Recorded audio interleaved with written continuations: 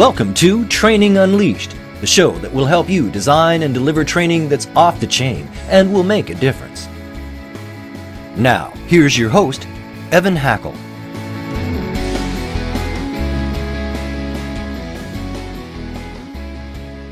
Welcome to another edition of Training Unleashed. I am your host, Evan Hackle.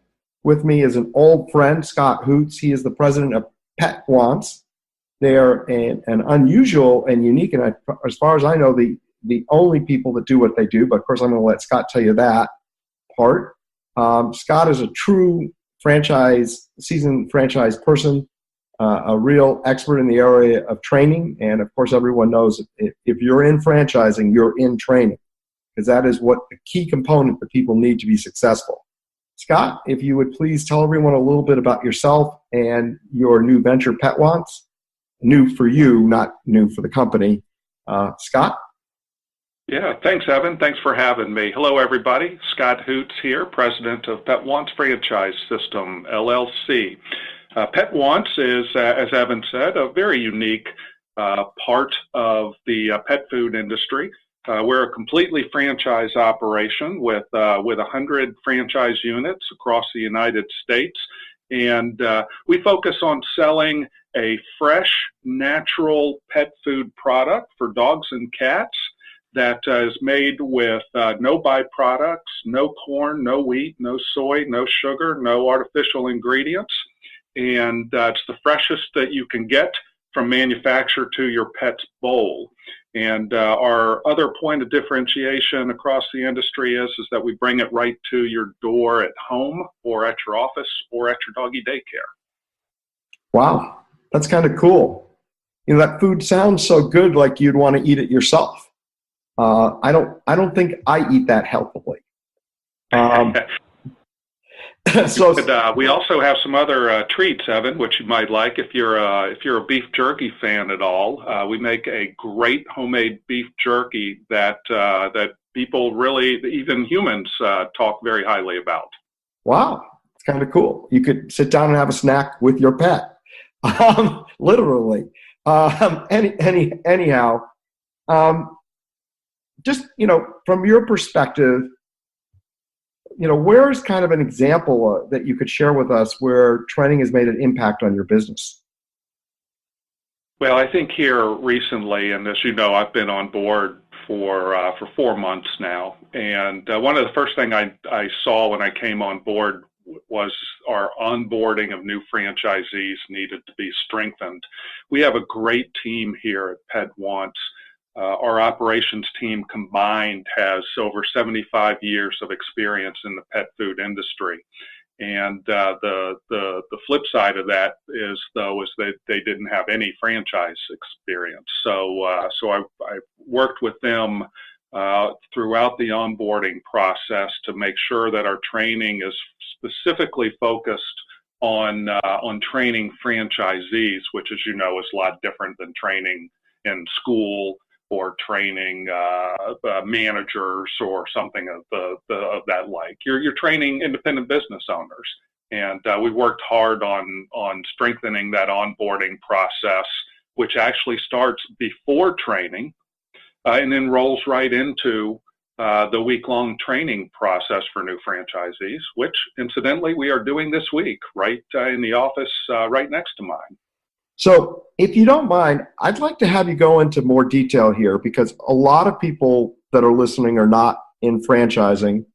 And I think one of the things that franchising does really well is the onboarding. And a lot of times, in a lot of companies, you bring in new employees and they're kind of thrown, watch Phil, watch Sarah, and, trial and error. And I almost think that companies ought to take the same principles that they take in franchising. So if you could talk a little bit about what the pre-training looks like, what types of things they do pre-training, what types of things you train live, and then what kind of training you do actually after they open. And I think that would be really insightful for people. For sure. As I mentioned, it starts even before they come here to Cincinnati and do the actual training. It starts with a series of calls with a franchise business coach, and that franchise business coach, his name is Jim Curran. So first and foremost, I have the same person doing the onboarding whenever possible. That gives us some consistency from person to person.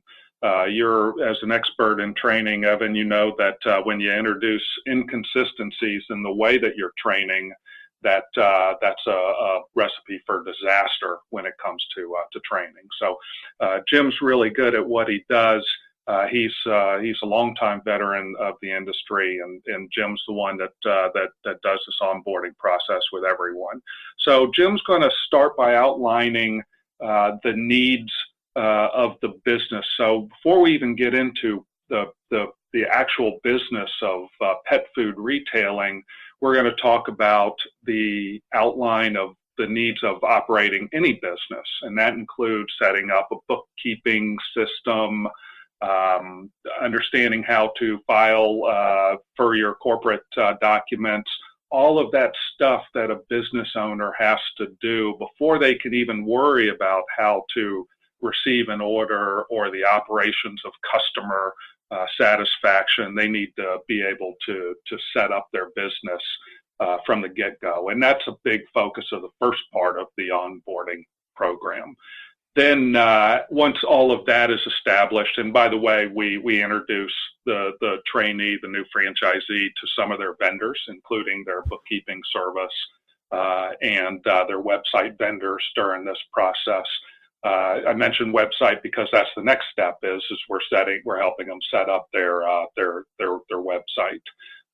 And one of the things that Jim does a pretty good job of is he focuses on keeping the new franchisee completely engaged in this process. So it's not like we're doing stuff for them. We are helping them establish the business themselves. So from the very get-go, we're trying to establish good habits and a good understanding that the new franchisee, so they know that they're the ones, that their success is predicated on their efforts, but we're there behind them to help show them how to so you're teaching them how to fish. We're teaching them how to fish, not catching the fish and putting them in their bucket for them. Yeah, that's terrific. So the pre-training is done. Now they show up. How many days is it, and how do you divide it up and make it work? So that's actually typically 2 to 3 weeks, depends on the schedule. Some of our new franchisees are coming in, they have full-time jobs that they're still working before they launch their business. So in that case, it might take a little bit longer because we have to work around a work schedule. But typically that onboarding process, and we call it onboarding, that onboarding process is going to take two to a maximum of 3 weeks. And then they come to Cincinnati for a week to do the actual week-long training here. So can you tell us a little bit about how you set it up, how you organize, how you prove that they have knowledge? Homework. Actually, that's the funny thing.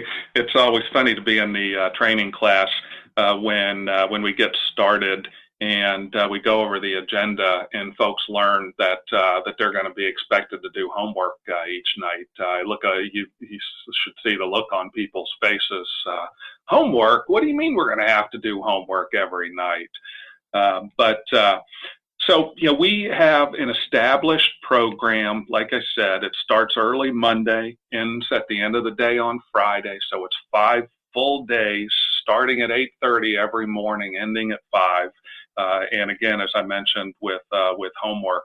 And that class will run the gamut of pet food nutrition.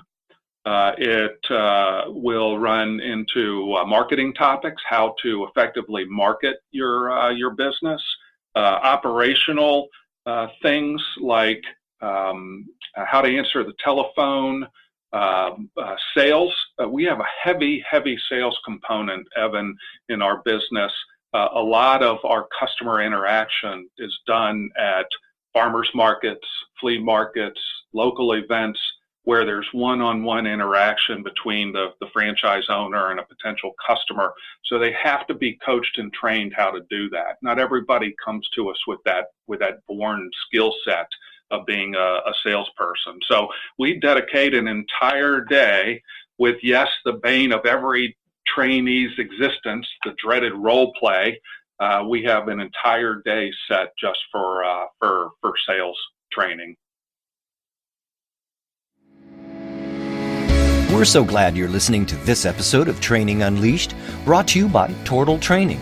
The difference between Tortal Training and other online training companies is we're primarily a training company with technology, rather than a technology company that does training. Want to find out more? Just go to tortal.net. That's Tortal, tortal.net. Well, role-playing is a very important attribute, and I totally concur with you that there is resistance and fear because people don't like that. Now there's some people that love it. That the people that probably should be actors, I guess. But just any tips on how you get people comfortable with role-playing? I think what we try to do is we try to establish a strong rapport. So they don't come in on Monday and we launch into role play Monday afternoon or anything like that. We build a relationship with them. Now, we've already had a relationship with them. If they've signed a franchise agreement, they've come to our discovery day, which we call affectionately Meet the Pack Day. So we've developed a relationship. But what we try to do in the first part of the training week is to establish a rapport, a relationship, in ease, communication style, so we're not hitting them with that role play. So I think that's the biggest thing for us, is just establishing that ease in their mind so that they're not too whacked out about having to do it.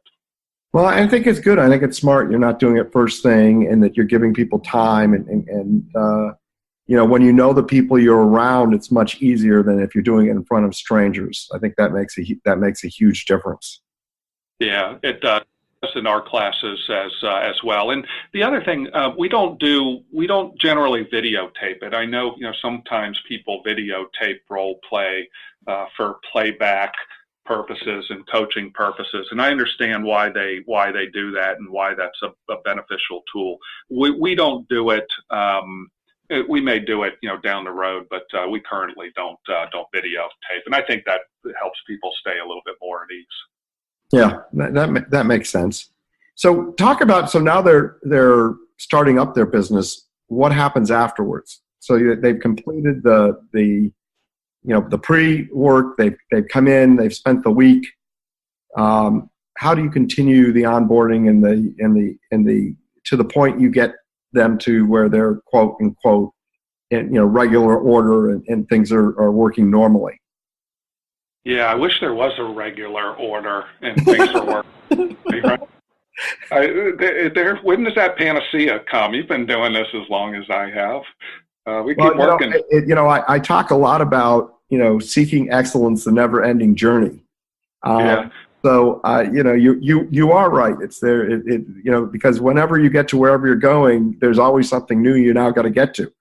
So yeah, that's for sure. But it just reinforces the effectiveness. If you have effective training, you can get to that journey a little bit easier and less stressful. But so this is where the magic of franchising happens. And you mentioned that I've been in franchising for a while, and you're right. I try to avoid saying how many years because it makes me feel older than I want to feel. But this is where the magic of franchising comes in. So the new franchisee comes and they've been drinking from a fire hose all week long with all of these different topics that they had never really considered before they signed on with us. They get in and, the natural thing is to forget some of it, to be nervous about launching the business. Oh, I'm in my marketplace and I'm all alone. But you know what? Then the franchise business coach calls. And by the way, that's Jim Curran, who's already been established himself as a familiar face to this person. He's calling them each week from the very get-go when they get into their marketplace. And that familiar face, that familiar voice, and that support can really help get a franchisee established and launched along the right path to success. So Jim's going to start calling as soon as they get back home from training.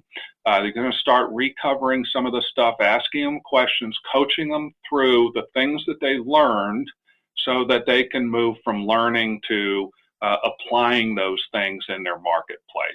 You know, questions like, how many events have you set up yet? Oh, how did your event last Sunday go? You remember that thing that you struggled with during the role play? Did you run into that situation? And if so, how did you handle it? Can I help you through any problems? So, you know, they get into their marketplace, but they're not alone. They have a coach and a support system behind them that's going to help reinforce that training from week to week.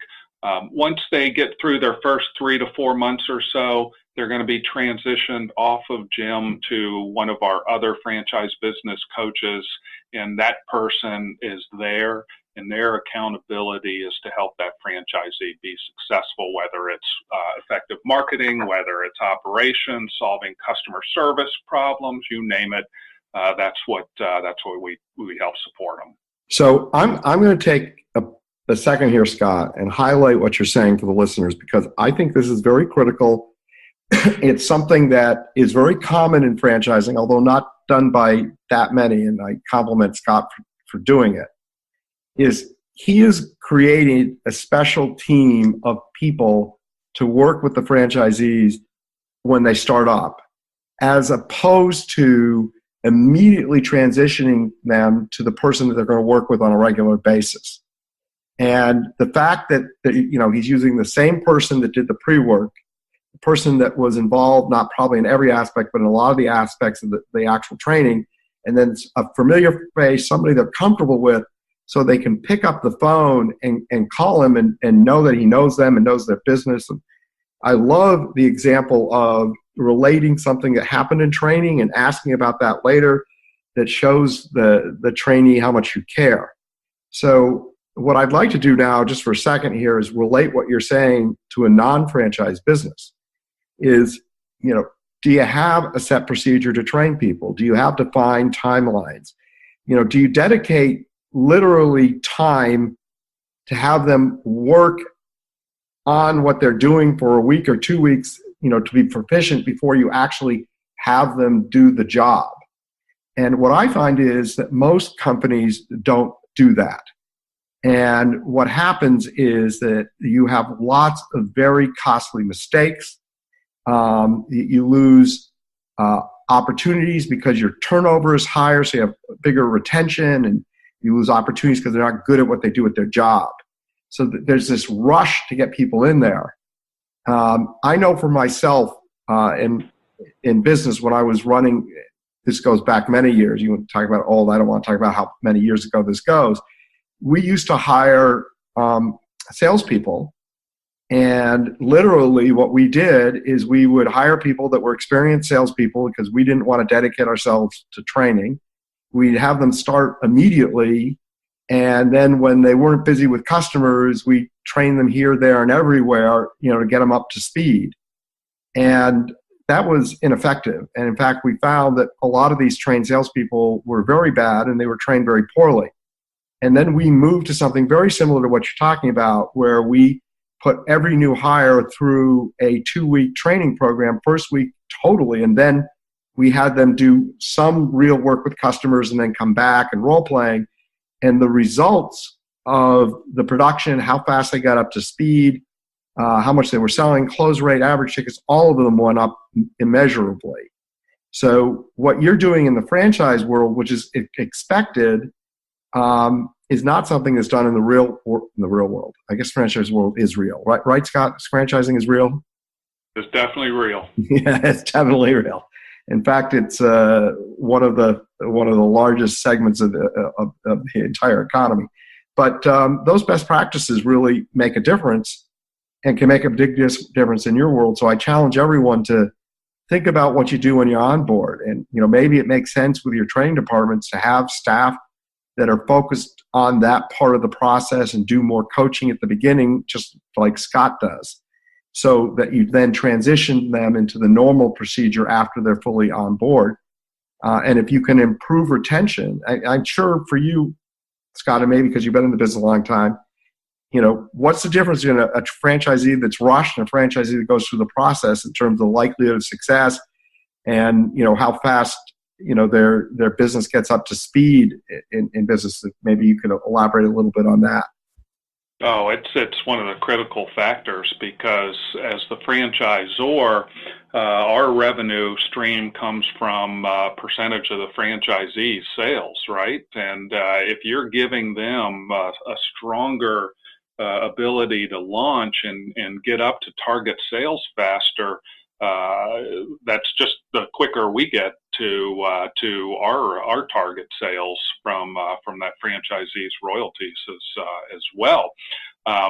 The other part of that is that first 12 months in a new franchise business is critical, right? That's the time period when you might be operating at a profit or at a loss still, or you're at break even at best. So you have to get up to speed pretty quickly, or your chances of running out of money are much greater. Yeah, and the worst thing for a franchise system is to have people close, because then it's really hard to get more people to buy in. So failure really isn't an option in franchising, and I think it's that attitude that forces franchise businesses to really focus on onboarding and getting people up. And I do commend you, because you're doing a lot of things that most people don't do, particularly having a special person that is dedicated to startup franchisees, which I personally think is a tremendous best practice. Training Unleashed is brought to you by Tortal Training, specializing in e-learning and interactive online training solutions for corporate, government, nonprofit, and franchise organizations. Tortal makes effective training easier.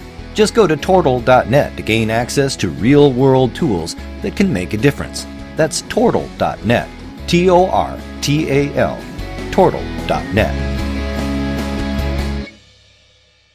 I think part of the issue in traditional business is that the cost or the penalty, although very large, isn't really measured, so that people aren't sitting back and thinking about their onboarding of new employees and thinking about, well, what does that cost us in terms of lost business, lost production? What does that cost us if we don't keep that employee because they're frustrated and they leave? How much does it cost to recruit new employees?